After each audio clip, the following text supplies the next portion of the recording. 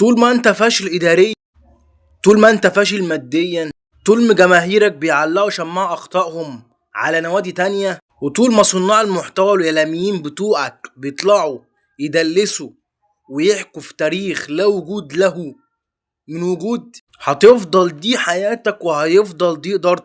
لعيبتك تتخلى عنك في اكتر وقت انت محتاجهم فيه، اللعيبه بتفسخ التعاقد بتاعه وتجري ببلاش للانديه التانية. كل ده لمجرد ان جماهيرك عايشه في ميه الليفت ومش عايشين على ارض الواقع، والاحلام التعبانه واخداهم. انا من الناس اللي بيصعب عليا جماهير الزمالك ونادي الزمالك جدا، لان هم معلش مهمشين يا جدعان قوي. وده الفرق ما بين الاهلي والزمالك. الاهلي لما بيخش وعكه بيقوم منها اسد، الزمالك عكس. شوف انت ماشي من عندك كام لعيب ورحت جبت كام لعيب، وعندك لعيبه قد ايه وقفت لك قيد ومشاكل وقواضي وبلا ازرق، وانت مصمم تحط دماغك عند الاهلي، بتحشر مناخيرك في امور وشؤون الاهلي. انضفوا.